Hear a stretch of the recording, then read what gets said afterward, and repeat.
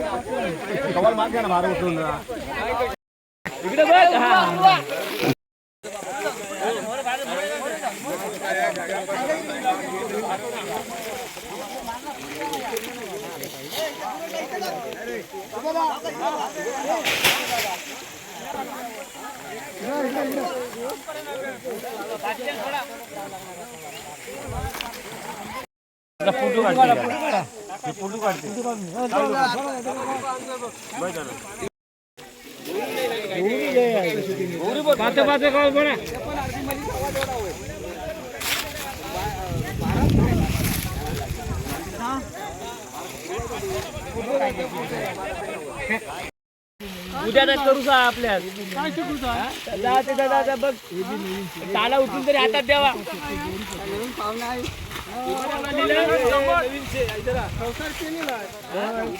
काय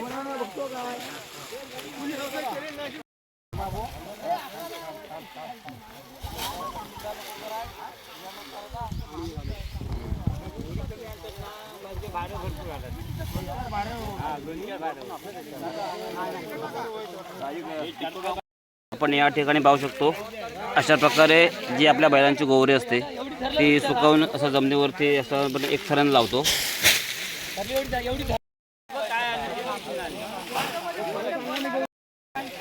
त्यानंतर आपण लावतो ते आपण कवल तोडतो. ते कवलाचा हा आपला दुसरा थर असतो. आपण पहिले लावले ते आपण गोवरे आणि आता आपण लावतोय ते हे भारे.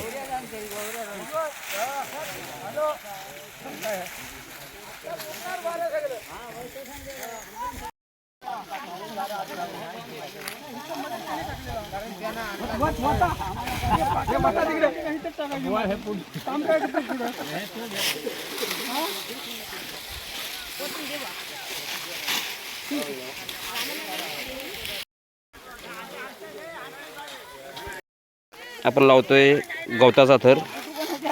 पहिला लावला थर आपण शेणीचा, नंतर कौलाचा आणि आता थर आपण लावतोय तो गवत. या ठिकाणी आपल्या गावातील जमलेल्या महिला जो झाडांचा पालापाचोला खाली पडलेला असतो तो एकत्र जमा करतायत आणि ह्यानंतर आपण त्याचा थर वरती लावणार.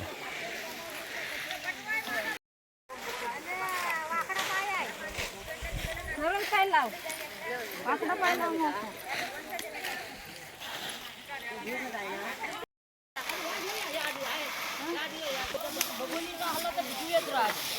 डाल नाही ना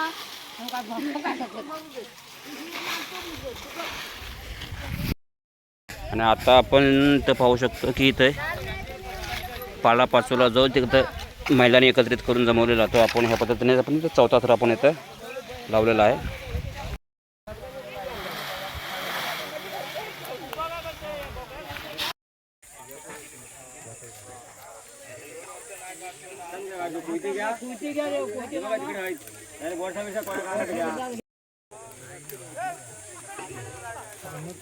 आपण करतो म्हटल्यावर करतो काय करणार.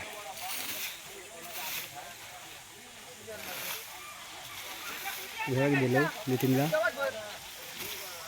2-2.5 3 महिने 3 महिने ठरलेलं आहे वाटतं दरवर्षी 3 महिने ठरलेलं आहे. हां आता 15 भर नाही होय 13 महिने होत जवळजवळ.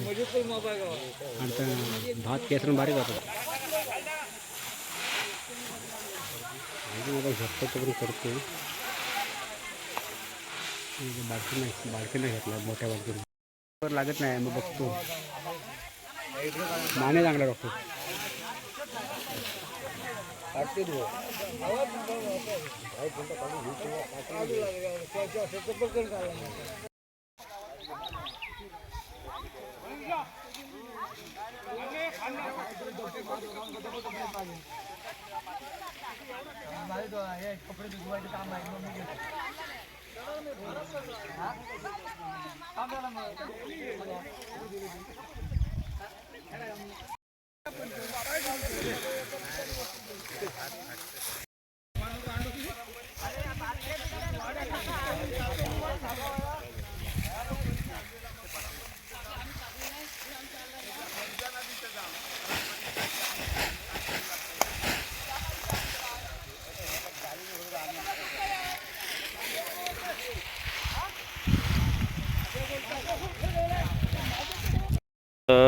जे आपल्याला भाजवण्यासाठी लागणारं गवत इथं कमी पडलं म्हणून बाजूला ज्या मल्या आहेत त्या पडीक होत्या आणि त्याच्यामध्ये हे गवत अत्यंत मोठ्या प्रमाणात आहे. तेच आता आपण सर्वांनी काढून आपण त्याचा भाजवण्यासाठी वापर करणार.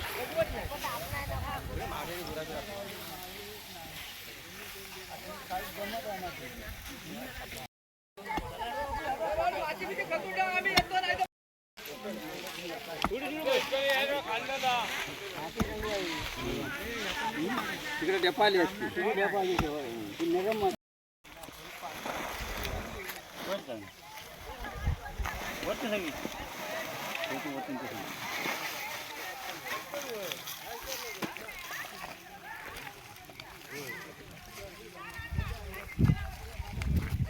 अगोदर सांगतो का आणला असता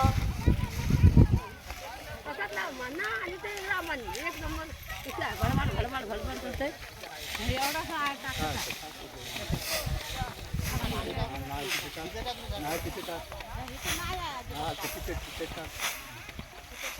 फोटो काढणार बरोबर आलो पाहिजे फोटो.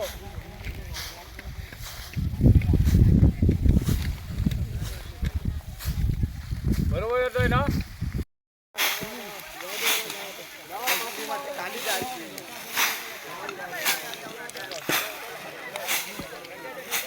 आणि हा आता शेवटचा थर थोडी मातीवर टाकल्याने आपण आग लावणार तेव्हा ती आग एकदम दमात अशी पेटत जाते.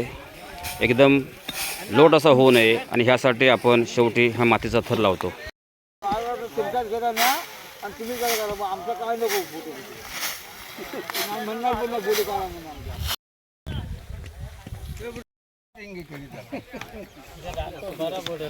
राणी विलासाची गम बर.